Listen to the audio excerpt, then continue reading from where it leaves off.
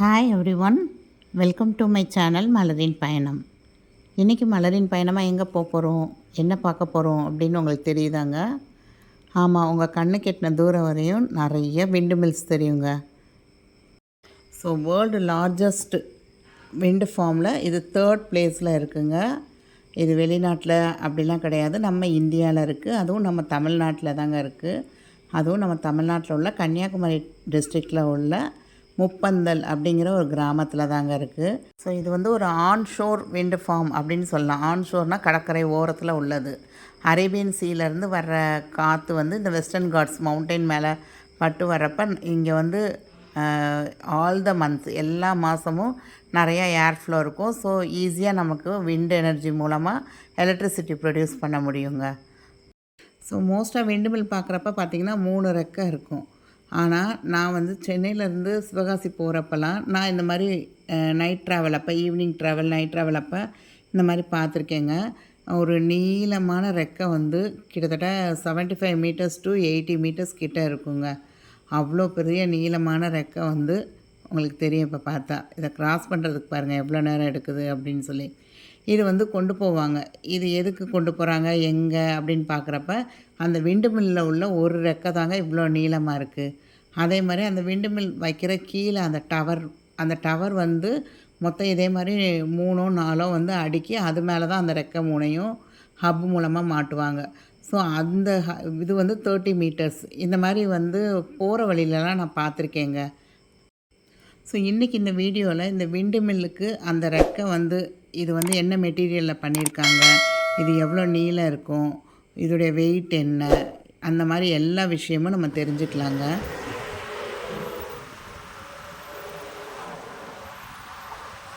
இப்போ நான் வந்து ஒரு விண்டு மில் கீழே தாங்க நிற்கிறேன். அப்போ எவ்வளோ காற்றடிக்குதுன்னு பாருங்கள். இந்த இடத்துல இருக்கிறப்ப ஏகப்பட்ட விண்டு மில் 2 பக்கமும் ரோட்டுக்கு. இது வந்து கன்னியாகுமரியிலேருந்து நாகர்கோவில் போடுற ரோட்டில் தாங்க போனோம். முப்பந்தல் விண்டு ஃபார்ம் அப்படின்னு போட்டு லொக்கேஷன் போட்டு போயிருந்தோம். 2 பக்கமும் கண்ணு கெட்டின தூரம் வரை இருந்ததுங்க. செம காற்று.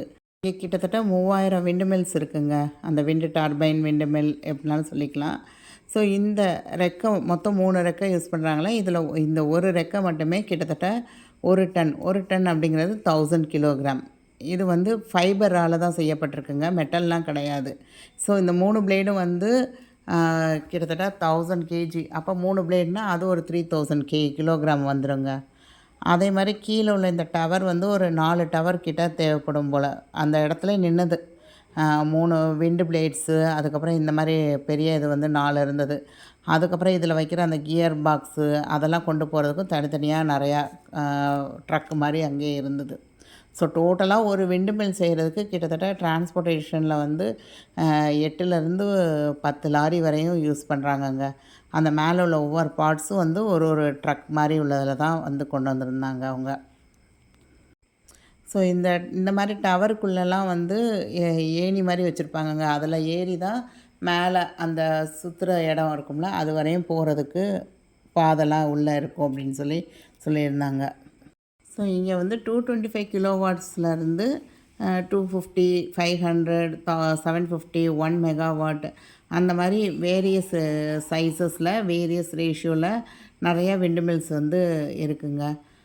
ஒரு சில இது வந்து செல்ஃபோன் டவர் மாதிரி நமக்கு கம்பியாக வச்சு வரும். ஒரு சில இது வந்து அந்த சிலிண்ட்ரிக்கல் ஹாலோ இந்த மாதிரி இருக்குல்ல, இது மாதிரி வச்சும் நமக்கு இருக்கும். ஸோ ஒவ்வொரு டர்பைன்லேயும் பார்த்திங்கன்னா அந்த மேலே வந்து ஒரு ரெக்டாங்குலர் பாக்ஸ் மாதிரி இருக்கும்.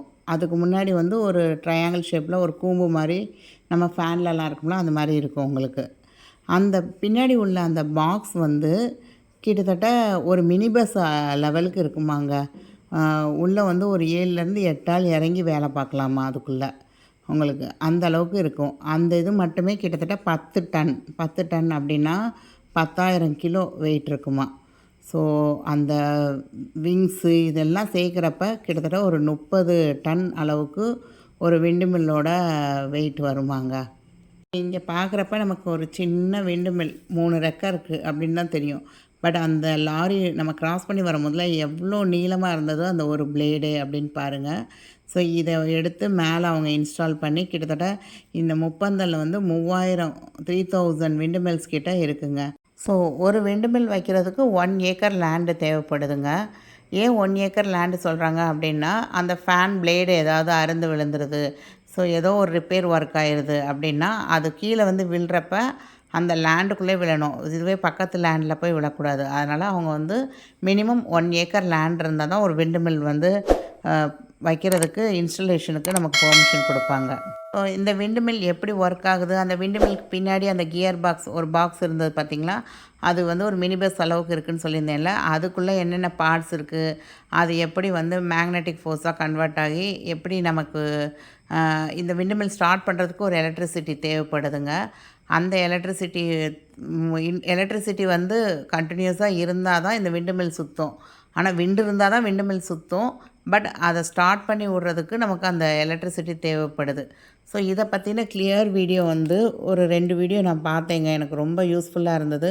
ஸோ அந்த வீடியோவோட லிங்க்கையும் நான் கடைசியில் உள்ள டிஸ்கிரிப்ஷனில் ஆட் பண்ணுறேன். கண்டிப்பாக அதை செக் பண்ணி பாருங்கள். அந்த கியர் பாக்ஸ்க்குள்ளே அந்த மேலே அந்த ரெக்டாங்குலர் பாக்ஸ்க்குள்ளே என்ன இருக்குது, எப்படி அது ஒர்க் ஆகுது அப்படிங்கிறத சூப்பராக டிஸ்கிரைப் பண்ணி சொல்லியிருந்தாங்க அவங்க. ஸோ கிட்டத்தட்ட எனக்கு 2 வருஷமாக இதில் ஒரு ஆர்வம் இருக்குங்க. போகிறப்பெல்லாம் இவ்வளோ நீளமான ஒரு ரெக்கையை வச்சு போகிறாங்களே, எங்கே போவாங்க, இது எங்கே போகுது அப்படிங்கிற ஒரு தாட் இருந்துகிட்டே இருந்தது.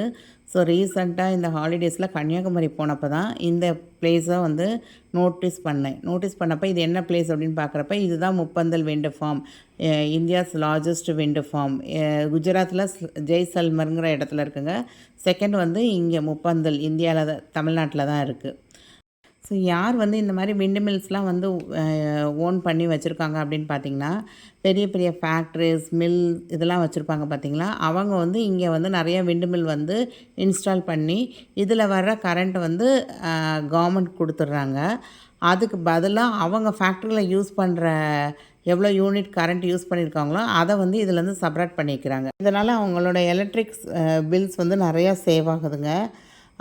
ஆனால் இந்த விண்டு மில் இது பண்ணுறதுக்கு வந்து இந்த ஒரு செட்டப் பண்ணுறதுக்கு கிட்டத்தட்ட 3 crores 5 crores வரையும் ஆகுது அப்படின்னு சொல்கிறாங்க. அதாவது மினிமம் ஒரு 250 kilowatts உள்ள ஒரு விண்டு மில் செட்டப் பண்ணுறதுக்கு மினிமம்னு பார்த்திங்கன்னா ஒரு 2.5 crores 3.5 crores வரையும் செலவாகும் அப்படின்னு சொல்கிறாங்க. ஸோ ஒரு நல்ல ஏர் ஃப்ளோ இருந்து அந்த விண்டு மில் வந்து ப்ராப்பராக ஒர்க் ஆச்சு அப்படின்னா ஒரு 250 kilowatts உள்ள ஒரு விண்டு மில் வந்து 1 ஹவரில் 250 யூனிட்ஸ் வந்து எலக்ட்ரிசிட்டி ப்ரொடியூஸ் பண்ணும் அப்படின்னு சொல்கிறாங்க. ஒரு சில விண்டு மில்ஸ் வந்து ஒரு சில நேரம் பார்க்குறப்ப அப்படியே நிற்கும். என்னடா ஏர் ஃப்ளோ எல்லா பக்கமும் தானே இருக்குது, ஒரு சிலது சுற்றுது ஒரு சிலது சுற்றலை அப்படின்னா உள்ளே வந்து பிரேக் சிஸ்டம் இருக்குங்க. அந்த பிரேக் சிஸ்டம் வந்து கரண்ட் இல்லை அப்படின்னா அந்த பிரேக் சிஸ்டம் போய் ஹோல்ட் ஆகிக்கிடும். அப்போ விண்டு மில் சுற்றாது. ஸோ இதுக்கு வந்து இது சுற்றுறது வந்து கரண்ட்டால் கிடையாது, பட் உள்ள மெக்கானிசம் ஒர்க் ஆகிறதுக்கு வந்து கரண்ட்டு தேவைப்படும் உங்களுக்கு. ஸோ ஒரு சைடு ஃபுல்லாக கரண்ட் இல்லை அப்படின்னா அந்த விண்டு மில்லாம் சுற்றாமல் அப்படியே நிற்கும் உங்களுக்கு. ஒரு சில நேரம் மெயின்டெனன்ஸ்க்காக கூட அதை ஸ்டாப் பண்ணி வச்சுருப்பாங்க. அதே மாதிரி இந்த விண்டு மில் வந்து புயல் அந்த மாதிரி வருது அப்படின்னா அப்போ வந்து உள்ளே வந்து அவங்களே சிஸ்டத்தில் சொல்லியிருப்பாங்களாம், இவ்வளோ ஏர் ஃப்ளோ இருந்தால் அதான் அது சுற்றணும், அதை விட அதிகமாக ஏர் ஃப்ளோ ஏதாவது வருது அப்படின்னா அந்த சிஸ்டம் வந்து ஸ்டாப் ஆகிற மாதிரிலாம் செட்டப் பண்ணி வச்சுருப்பாங்க அப்படின்னு சொல்லியிருந்தாங்க. இப்போ நம்ம இந்தியாவிலே வந்து 5 மெகாவாட் கரண்ட்டு வந்து ப்ரொடியூஸ் பண்ணுற அளவுக்கு பெரிய பெரிய விண்டு மில்ஸ்லாம் இப்போ இன்ஸ்டால் பண்ணியிருக்காங்க. கிட்டத்தட்ட ஒரு விண்டு மில்லுக்கே வந்து 17 கோடி ரூபாய் ஆகுமாங்க அதெல்லாம் செட்டப் பண்ணுறதுக்கு. வேர்ல்டில் வந்து இந்தியா வந்து 3rd ஒரு சில வெப்சைட்டில் சொல்லியிருக்காங்க, ஒரு சில வெப்சைட்டில் 4th சொல்லியிருக்காங்க. ஃபஸ்ட்டு எங்கே இருக்குது அப்படின்னா சைனாவில் பெரிய விண்டு ஃபார்ம் இருக்குங்க. செகண்ட் யூஎஸ், இன்னொரு இதில் வந்து 3rd வந்து ஜெர்மனி, 4th இந்தியா. ஸோ அது வந்து அந்த விண்டு மில்லேருந்து கரண்ட் ப்ரொடியூஸ் பண்ணுறாங்களா அதை பொறுத்து ஒவ்வொரு இயரும் மாறுபடுது. ஸோ நம்ம ஒரு 3rd பிளேஸ்லேயோ 4th பிளேஸ்லேயோ இந்தியா இருக்குது. மெயினாக இந்தியாவில் ப்ரொடியூஸ் ஆகிற கரண்ட்டில் வந்து ஒரு 25 to 35% வந்து தமிழ்நாட்டில் தாங்க தயாராகுது. மெயினாக எந்த டிஸ்ட்ரிக் அப்படின்னு பார்த்தீங்கன்னா கன்னியாகுமரி, திருநெல்வேலி, தூத்துக்குடி, நாகர்கோவில் இந்த டிஸ்ட்ரிக்டில் தாங்க நிறையா இருக்குது. ஸோ ரீசெண்டாக நான் தேனி பக்கம் போயிருந்தப்போ அங்கேயும் இதே மாதிரி நிறையா பார்த்தேங்க. கயத்தாறு, தேனி அந்த பக்கமும் நிறைய விண்டு மில்ஸ்லாம் இப்போ இருக்குது. ஸோ இந்த முப்பந்தலில் வந்து கிட்டத்தட்ட 1500 மெகாவாட்ஸ் கரண்ட் வந்து தயாரிக்கிறாங்கங்க. ஸோ இந்த முப்பந்தல் வந்து ரொம்ப அழகாக இருந்தது. அந்த வெஸ்டர்ன் காட் மவுண்டெயின்ஸோட அந்த ஈவினிங் சன்செட் வியூலாம் பார்க்குறப்ப ரொம்ப அழகாகவே இருந்ததுங்க. ஸோ இந்த விண்டு மில் வந்து கிட்டத்தட்ட 20 வருஷம் வந்து கவர்மெண்ட் வந்து டைம் கொடுக்குறாங்க ஒரு இடத்துல அந்த விண்டு மில் வந்து வச்சு நம்ம பராமரிக்கிறதுக்கு. ஸோ 20 இயர்ஸ் ஆயிடுச்சு அப்படின்னா நம்ம அந்த இடத்துல இருந்து பக்கத்தில் ஷிஃப்ட் பண்ணிக்கலாம் நீங்கள். ஸோ இந்த விண்டு மில் அப்புறம் சோலார் எனர்ஜி இதிலேருந்துலாம் வந்து தயாரிக்கிற எலக்ட்ரிசிட்டி வந்து ரெனிவபிள் எனர்ஜிங்க. சூரியன் இருக்கிற வரைக்கும் நமக்கு சோலார் எனர்ஜி கிடைக்கும். அது மாதிரி காற்று அடிக்கிற வரைக்கும் நமக்கு இந்த விண்டு மில்லேருந்து எலக்ட்ரிசிட்டி ப்ரொடியூஸ் பண்ணிக்கிட்டே இருக்கலாம். பட்டு நம்ம கோல், தெர்மல் பவர் ஸ்டேஷன் இதெல்லாம் வரும்போதெல்லாம் நமக்கு நிறைய பொல்யூஷன்ஸ்லாம் க்ரியேட் ஆகும். அதெல்லாம் வந்து ரெனிவபிள் சோர்ஸ் கிடையாது. ஸோ அந்த விண்டு மில் வந்து மெயினாக எப்போ டேமேஜ் ஆகும் அப்படின்னா, மின்னல் வெட்டுறப்ப அந்த மின்னல் பட்டு தாங்க டேமேஜ் ஆகும் அப்படின்னு சொல்லியிருந்தாங்க. ஸோ ஓவராலாக எனக்கு இந்த விண்டு மில் பற்றி என்ன தெரியுமோ, நான் என்ன சேகரித்தேனோ அது எல்லாத்தையும் உங்களோட ஷேர் பண்ணியிருக்கேன். ஐ ஹோப் இந்த வீடியோ உங்களுக்கு ரொம்ப யூஸ்ஃபுல்லாக இருந்திருக்கும். ஸோ உங்கள் குழந்தைங்க யாருக்காவது தேவைப்பட்டாலும் இதை நீங்கள் காமிங்க, அவங்களுக்கு எக்ஸ்பிளைன் பண்ணுங்கள். உங்கள் ஃப்ரெண்ட்ஸ் அண்ட் ஃபேமிலியில் யாருக்காவது தேவைப்பட்டால் கண்டிப்பாக இதை ஷேர் பண்ணுங்கள், லைக் பண்ணுங்கள், கமெண்ட் பண்ணுங்கள். சப்ஸ்கிரைப் பண்ணாமல் பார்க்குறவங்க சப்ஸ்கிரைப் பண்ணி பாருங்கள். தேங்க்ஸ் ஃபார் வாட்சிங் த வீடியோ.